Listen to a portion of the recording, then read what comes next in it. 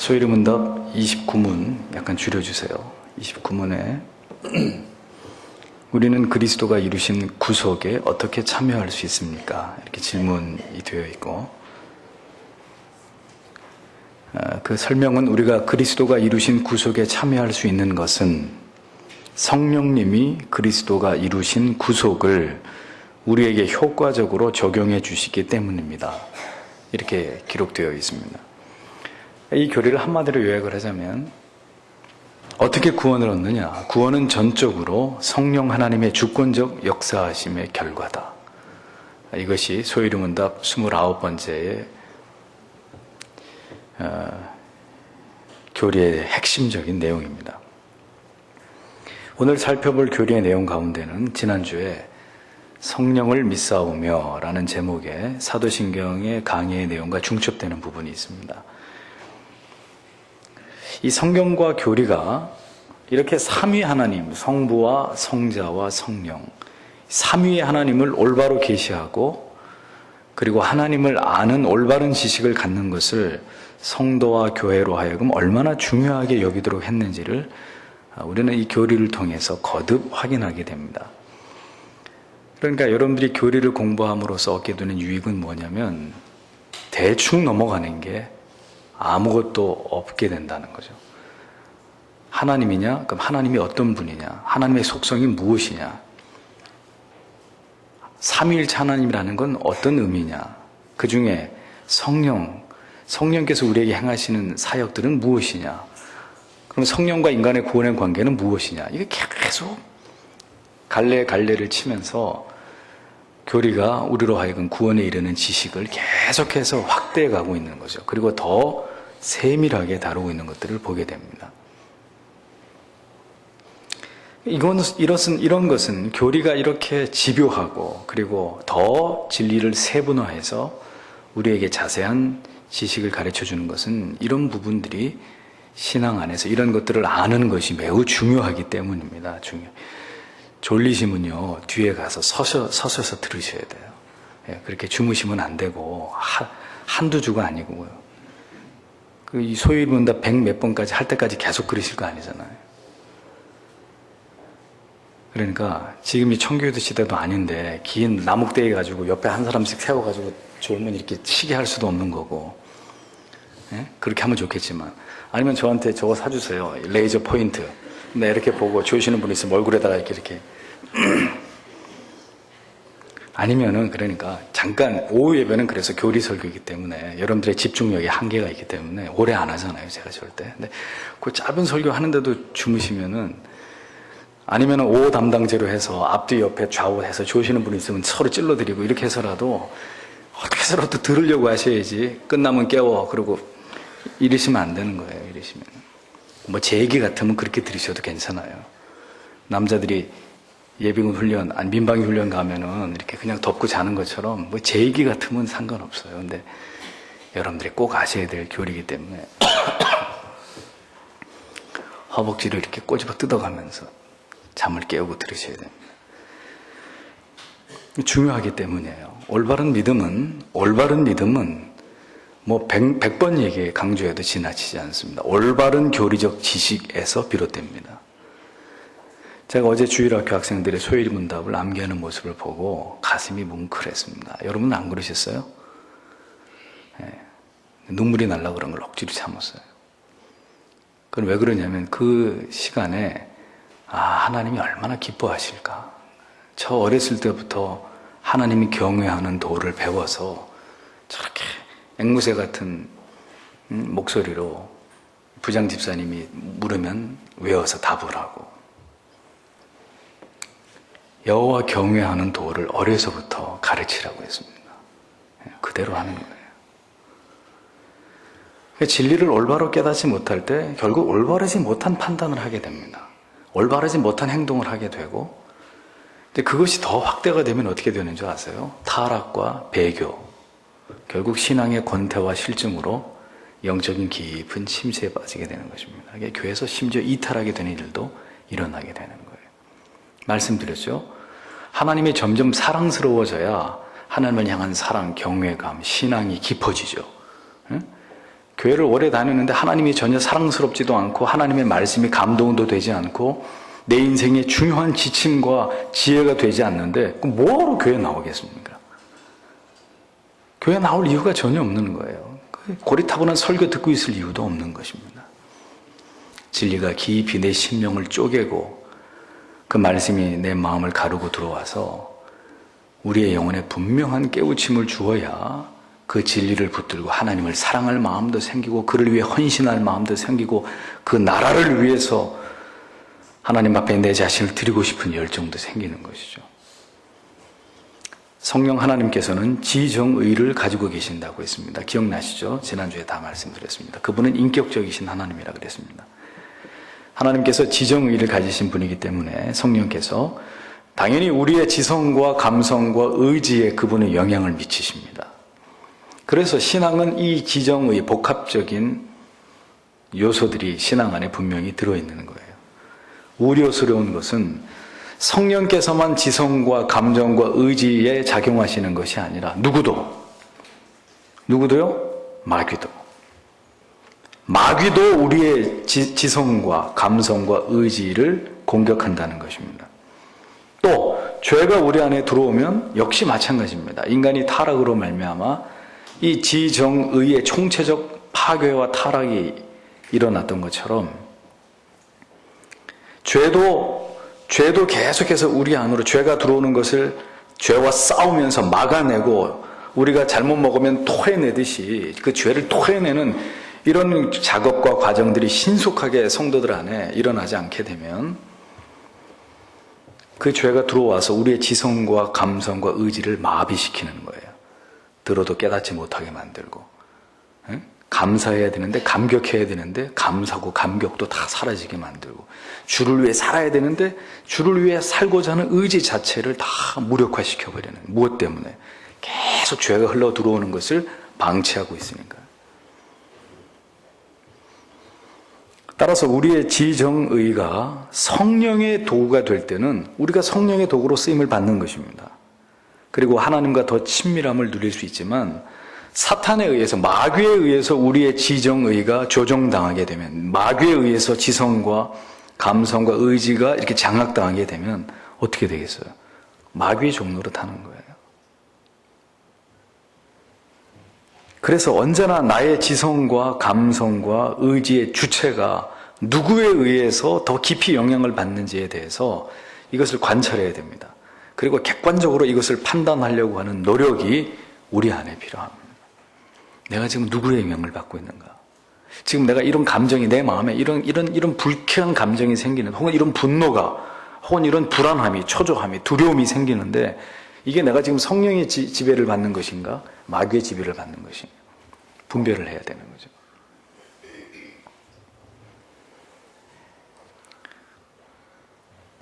성령을 인간의 의지에 따라서 조정하거나 성령께 일방적으로 어떤 것을 요청 혹은 명령하는 것은 절대로 올바른 신앙의 모습이 아니다라고 말씀드렸습니다. 성령은 만사 형통을 불러오는 신이 아닙니다. 언제나 부르기만 하면 즉각 달려오시고 우리가 하자는 대로 해주시고, 모든 것을 우리가 원하는 대로 조건 없이 들어주시는 그런 하나님이, 그런 성령이 결코 아니십니다. 이 땅에서의 우리의 형통과 번영을 위해서, 혹은 특정한 질병의 치유나 혹은 어떤 특정한 은사의 경험을 위해서만 성령을 이용하거나 성령과 접촉하려는 이런 시도들은 근본적으로 성경에서 벗어난 잘못된 신앙이라고 말씀을 드렸죠. 성령은 이 시대에도 여전히 말씀하십니다. 여전히 격려하시고 계시하시고 경고하시고, 그리고 진리로 인도하시고, 그리고 영광스러운 직분을 부여하십니다. 그분은 여전히 우리의 지성을 통해서 깨우쳐 주시고 생각나게 하시고 가르쳐 주시고, 성도가 죄와 불순종 가운데 있을 때는 깊이 탄식하시기도 하시고, 때로는 성도를 위로하시기도 하시고 돕기도 하시고, 그를 지극히 사랑하고 계심을 깨닫게 해주십니다. 그리고 우리가 행하는 모든 거짓을 그분은 알고 계십니다. 성령님은 우리 가운데 영원히 거하시되 성도와 교회가 죄 가운데서 고의적으로 하나님을 거역할 때 성령은 성도와 그 교회를 떠나서 그렇게 성령 하나님께서 떠나 계실 때 얼마나 큰 영혼의 고통과 곤고와 핍절이 일어나는지를 분명하게 생생하게 경험하게 하시는 분이십니다. 여러분들이 택한 하나님의 백성이 분명하다면 보세요. 한번 실험을 해보세요. 여러분들이 진리의 가르침을 떠나고 목사에게 불순종하고 내 뜻대로 내 생각대로 마음대로 세상에서 그렇게 한번 살아보세요. 그런데도 너무너무 해피하고 모든 게 잘 풀리고 내 마음에 전혀 거리낄 것이 없다 그러면 그건 정말 위험한 일이에요. 왜냐하면 그 사람은 하나님의 자녀가 아닐 확률이 굉장히 높기 때문에. 근데 반대로 여러분들이 성령을 떠나서 성령께 불순종하고 모든 여러분들의 하나님 앞에서의 거룩한 의무들로부터 뒷걸음질 치기 시작할 때 뭔가 여러분들의 영혼에 고통이 찾아오고 영혼이 곤고해지고 척박해지고 내가 막 강팍해지고 이런 어떤 복잡한 일들이 내 영혼 가운데 일어난다는 것은 여러분들이 하나님의 자녀라는 증거예요. 그렇게는 살 수 없거든요. 그렇게 살도록 성령은 내버려 두시지 않거든요. 계속해서 여러분들을 공격합니다. 그렇게 하면 안 되지. 그건 내가 원하는 것이 아니지. 너 왜 자꾸 불순종하느냐? 너 왜 자꾸 그렇게 고집을 부리느냐? 그분은 편재하시며 모든 것을 아시고 모든 것을 행하실 수 있는 분이십니다. 성령은 성부와 성자와 더불어서 창조 사역을 감당하셨지만 무엇보다도 성령 하나님의 가장 중요한 사역은 무엇이냐? 바로 하나님의 택하신 하나님의 자녀를 회심케 함으로 오늘 이 소위로문답 29문의 해설처럼 그 그리스도의 구속의 사역을 각 사람에게 적용하는, 효과적으로 적용시키는, 구원에 이르게 하는 그 사역을 성령께서 감당하신다는 거예요. 그래서 예수 그리스도께서는 지금도 이 성령을 통해서 성령과 함께 교회와 성도들을 통치하고 계시는 것입니다. 그래서 성령의 별명이 뭡니까? 예수의 영이라고 부르는 거죠. 예수의 영. 성령을 통해서 성부와 성자는 오늘 이 시대의 교회와 성도 안에서 행하시고 그들 가운데 간섭하십니다. 구약시대의 성령은 특별한 사람들, 이를테면 왕이나 선지자나 제사장들, 이런 사람들에게만 임재했습니다. 성령은 그런 특별한 하나님이 세우신 자들, 그런 직위가 있는 사람들과 성령은 교통하셨는데, 신약시대 이후에는 이제 성령이 모든 사람들과 함께 교제하시는 이제 그런 세상이 열렸죠. 오순절에 성령의 강림하심은 성도를 회심케 해서 구원에 이르게 함과 그리고 주님의 교회를 든든히 세워가기 위함이었습니다. 구약의 이스라엘 백성이 시내산 언약을 통해서 한 국가와 민족을 이루게 되었듯이 오순절의 성령 강림은 그로 인해서 교회가 그리스도의 몸이라고 부를 수 있는 하나님의 교회, 공동체를 건설하게 되는 거예요. 분명히 아시겠죠?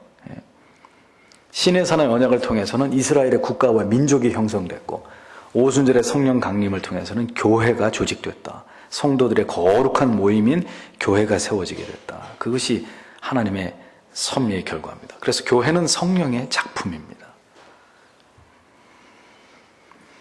택한 하나님의 자녀들을 불러 모아서 교회의 머리 대신 그리스도께 굴복하게 하는 이 모든 사역이 성령 하나님의 역사의 결과란 말이에요. 전혀 다른 사람들이 생긴 건 말할 것도 없고 살아온 과정이며 모든 것들이 너무너무 다른 각계각층의 사람들이 이 교회라고 하는 기관을 통해서 이렇게 하나가 될 수 있는 것은 세상 어디에서도 일어날 수 있는 일이 아니에요. 기업이 그렇게 할 수 있습니까? 한 국가가 그렇게 할 수 있습니까? 성령의 역사가 모든 다름을 하나로 통합해버리는 이런 일들을 이루어내시는 것이죠. 성령의 강력한 기름 부으심의 역사가 있는 교회는 더 강력한 유대가 따라서 형성될 수밖에 없는 것입니다. 성도들이 말씀 가운데서 온전히 하나가 되고 성령의 역사가 반대로 소멸되어 가는 교회에서는 진리의 말씀이 빛을 잃게 됩니다. 그러니 신앙은 병들게 되고 어떻게 됩니까? 공동체가 무너지는, 금이 가는, 결국은 와해되는 일들이 일어날 수밖에 없는 거예요. 성도와 성도 사이를 하나 되게 하고 교회를 연합하게 하는 악교와 같은 역사를 누가 하느냐? 성령이 하시는 거예요. 목사가 하는 게 아니라 성령께서 강력하게 그들을 하나로 묶어서 한 방향을 향해 나아가게 하는, 성령이 하시는 일이에요. 그러므로 성령이 강하게 역사하고 성령의 임재를 사모하고 성령께 굴복하는 교회는 그 하나됨을 끝까지 이루어가고 더 하나됨이 강화되는 역사가 일어나겠지만, 성령을 근심케 하고 성령을 회방하고 성령께 불순종하는 교회가, 성도가 모인 교회는 어떻게 되겠습니까? 점점 더 개개인의 신앙도 무너지고 교회의 영적 질서도 무너지고, 예? 결국은 사분오열되고 교회가 회파되는 일들이 그래서 일어나게 되는 것입니다. 교회를 세우시는 성령은 각 사람에게 성령을 부어주셔서 그리스도를 구주로 영접하게 하십니다. 그러니 성령이 임하지 않고는 누구도 회심할 수 없어요. 누구도 회심할 수 없어요. 그래서 청교도들은 회심을 두 가지로 본 것입니다. 혹시 아시는 분? 무슨 회심과 무슨 회심이 있어요? 회심에는 첫째, 도와주세요. 힘들어요. 첫째, 모르세요? 도덕적 회심. 둘째가 영적 회심. 그러니까 무슨 얘기냐? 성령이 역사하지 않아도 도덕적 회심은 할 수 있단 말입니다. 그게 무슨 말인가 하면, 나쁜 짓을 막 일삼던 사람이 어느 날 정신을 차리고 내가 이렇게 살아서 되겠나? 나도 이제 인간답게 살아봐야지. 그리고 어느 순간 그냥 다 끊어버리는 거예요. 아니, 예수 안 믿어도 그런 사람들 많거든요. 술, 담배 다 끊고 나 이제 나쁜 짓 안 해. 예? 그리고 진짜 뭐 손가락 하나 자르든지 진짜 뭐 혈소를 쓰든지 어떻게 해가지고 나 이제부터 나 옛날에 그 사람 아니야. 나 이제 새 사람 됐어. 알았어? 다시는 너희들 얼씬도 하지 마 나한테. 이렇게 하고 개과천선하는 경우가 있습니다. 이 도덕적 회심, 그거는 성령이 하시는 일이 아니에요. 그런데 이제 문제는 도덕적 회심을 한 사람이 자기가 영적 회심을 했다고 착각하는 거죠. 에? 그게 이제 심각한 문제가 되는 것입니다. 진정한 회심은 영적 회심, 성령이 그를 붙들어서 새로운 피조물로 만들어버리는 거예요. 그래서 생각하는 거며 그의 가치관, 인생관, 그의 모든 삶을 송두리째 갈아엎어가지고 완전히 새로운 사람으로 바꿔놓는, 이것이 성경에 말씀하고 있는 진정한 영적인 회심이라는 거예요. 그것은 성령이 하시는 일이란 말이죠.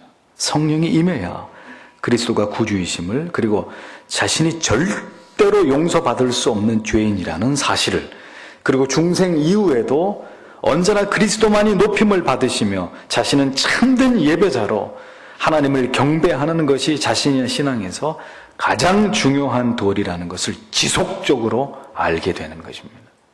성령으로 말미암아 회심한 성도이기 때문에. 그리고 무엇보다도 이렇게 성령으로 말미암아 회심한 사람은 자신 안에 있는 죄의 문제에 대해서 민감한 마음을 갖게 될 수밖에 없어요. 죄와 치열하게 싸우는 경건에 진력하게 되는 것입니다. 다만 그 싸우는 힘이 강하냐 약하냐, 예를 들면은 저처럼 이렇게 약한 사람은 힘이 없으니까 저항할 힘이 약하겠죠. 하지만 우리 성유 형제처럼 웨이트 트레이닝을 하는 사람은 힘이 세니까 훨씬 힘이 셀 거 아니에요. 이렇게 누가 딱 주먹질을 하면 딱 붙들고 이러지 마세요, 선생님. 나 같은 사람은 일단 한 대 맞고 왜 때리세요? 이렇게 되지만 그 힘이 반응할 수 있는 힘이 다르니까 그런 차이는 있을 수 있지만, 죄와 더불어서 치열하게 싸우고자 하는, 내가 맞더라도 아니면 내가 제압하든지 하더라도 내가 너하고는 싸워야 되겠다 하는 마음에 있어서는 이견이 없는 거예요. 거듭난 사람은 어서 오세요 형님, 그리고 죄를 받아들이지 않는단 말이에요. 그 사람은 회심한 사람이 아니라는 거죠. 성령은 성도를 그리스도와 연합하게 해줍니다. 그리스도께서 이루신 구소로 인해서 온전한 구원의 복을 누리게 해주십니다. 그래서 성령과 더 깊이 교제할수록 그리스도와 더 신비한 연합이 이루어지는 거예요. 예? 성령과 깊이 교제하는데 성령만 가꾸어지는 게 아니라, 그러니까 어떤 그 잘못된 성령 운동에 빠져 있는 분들하고 제가 대화를 해보면 성령과는 굉장히 친밀하게 느껴지는데 예수님하고는 깜깜절벽이래요. 그런 일은 불가능하단 말이죠. 성령은 굉장히 친숙하게 느껴지는데 예수 그리스도의 십자가는 전혀 나하고 관계없는 것처럼 느껴지고, 하나님은 굉장히 경외할 대상으로 두려운데 예수님은 우습고, 성령님은 이건 무슨 성령이 뭐야, 하나님이야 뭐야, 개념조차도 존재하지 않는, 이런 신앙의 균형이 맞춰지지 않은 기형적인 이런 일들은 정상적인 경우가 아니란 말입니다. 성령과 깊이 교제할수록 그리스도와 더 깊은 신비한 연합이 이루어집니다. 성령과 연합될수록 분명한 한 가지는 구원이 더 확실시 되고, 예? 여러분들이 성령과 연합할수록 더 구원에 대한 확신이 공고해지고 그리스도의 십자가의 사랑이 더 위대해지는 거예요. 그게 내가 지금 성령과 가까이 있기 때문에 가능한 일이에요. 성령과 멀어지는 사람, 가장 먼저 말씀에 대한 은혜가 다 사라지고 십자가에 대한 감격이 다 소멸되고 도대체가 마음이 뜨거워지질 않아요. 늘 차갑고 냉랭하고 뭔가 불만족스럽고 불평스럽고, 예? 죄 가운데 있어서 날마다 빗발치는 양심의 고발을 듣고 있는 자에게 마음의 평강이 있고 천국에 대한 열망이 생기고 자신이 받았다고 하는 구원에 대한 확신이 그를 사로잡을 수 있겠습니까? 불가능하단 말이에요. 아마도 그 사람은 지금 굉장히 불안할 것이고 초조할 것이고 두려울 것이고 염려스러울 것이고 회의와 혼란에 사로잡혀 있을 거예요. 안 봐도 훤해요. 그것은 성령을 그가 지금 근심케 하고 있기 때문이란 말입니다. 성령과 연합하지 않을 때 진정한 성도는 반드시 고통을, 가책을 느끼게 돼 있어요. 내가 하나님과 멀어지고 있구나. 다른 사람의 말이나 시선 따위가 두려운 게 아니라 내가 지금 이렇게 살아가고 있는 이 모습이 하나님 보시기에 두려워지는 거예요. 그래서 아무도 얘기하는 사람이 없는데 자기 마음속에서 이 말이 들려오죠. 이건 아닌데. 이렇게 살아서는 절대로 주를 기쁘시게 할 수 없는데. 자기가 안단 말이에요. 자기가. 언제나 그의 마음에서 떠나지 않는 이 속 깊은 곳에서 울림이 들리는, 이거는 아닌데, 이거는 뭐가 잘못된 건데, 내가 이렇게 살아서는 안 되는데. 그가 만약 성령의 사람이 아니든지 성령과 멀어질 때 어떤 일이 일어나느냐. 아까 말씀드린 대로 모든 감격과 은혜가 소멸되고 영적으로 무감각해지는 거예요. 어떤 기쁨도, 성령 안에서 어떤 감격도, 위로도, 충만한 사랑도 느껴지지 않아요. 메마른 삶이 지속되는 거예요. 성령으로 말미암아 그리스도와 더 깊이 연합되고 그리스도의 인격으로 인한 감화가 성도의 영혼에 깊이 영향을 미칠 때만이 그는 그리스도를 닮아가게 되고 그의 통치에 굴복하게 되고, 그러니 그의 삶 가운데 아름다운 성령의 열매가 나타나기 시작하는 거예요. 그의 삶에 하나님의 도우시는 역사들이 기가 막히게 문이 열리고 길이 열리는, 도울자가 생기는, 이런 말로 설명하기 힘든 일들이 일어나는 것입니다. 여러분들은 성령과 연합된 삶을 살아가고 계십니까?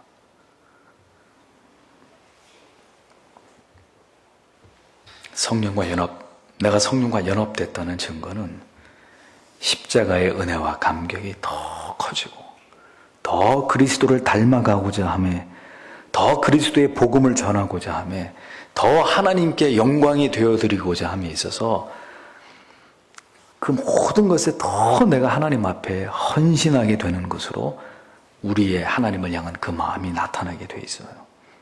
성령은 이렇게 성령을 사모하고 성령과 연합하는 자 안에서 더 그리스도와 그리스도의 복음과 진리의 말씀이 성령과 결합함으로 그 구원이 이루어가도록 도우시는 것입니다.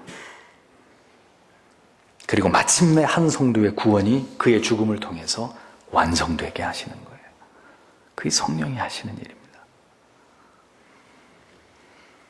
성령과 함께하는 교회와 성도의 감출 수 없는 증거는 그러므로 더 거룩해져 가는 거예요. 예? 저 성도가 성령과 연합하고 있다, 그리스도와 깊이 결탁되어 있다는 것을 뭘 통해 알 수 있느냐? 더 거룩해져 가는 거예요. 더 순결해져 가는 거예요. 처음에는 그런 사람이 아니었는데 시간이 흘러갈수록, 말씀을 들을수록 더 거룩해져 가는 것이 보이는 거예요. 더 순결해져 가고, 더 온유하고 겸손한 모습으로 연합하고 섬기고 사랑하고 구제하고 선교하고, 그런 일에 교회가 신바람이 나가지고 더 열정적으로 그런 일들에 헌신하려고 하는 어떤 거대한 움직임이 그 교회와 공동체를 지배하게 되는 거예요. 그 누가 하는 거예요? 성령께서 하시는 거예요. 그러니 그 교회가 안 되는 게 이상하죠. 안 되는 게. 성령과 연합하는 일은, 그것은 그리스도와 연합하는 일이고, 그 일이 더 힘있게 이루어지기 위해서 성령은 뭘 사용할까요? 바로 하나님의 말씀을 사용하는 거예요. 진리의 말씀에 대해서 더 뜨거워지고 깊어지고 열렬해질 때, 기억하세요. 우리의 구원은 더 견고해지고 더 성령과 연합됨으로 하나님의 임재와 동행이 여러분들의 삶 속에 더 구체화될 수밖에 없는 것입니다. 내 힘으로 살려고 하니까 힘들죠. 내 힘으로 다 해결하려고 하니까 죽을 것처럼 괴롭죠. 답은 하나입니다. 성령을 근심 있게 하지 마세요. 성령을 속이지 마세요. 성령을 거스리지 마세요. 성령으로 하여금 교회와 성도 안에서 더 구속의 완성을 힘있게 그분이 그것을 수행하시도록 더 그분을 돕고 그분을 지지하고 그분께 순종하고 그분을 받들어야 합니다. 그렇게 할 수 있는 모든 방법은 어디에 나오죠? 성경에 나와 있습니다.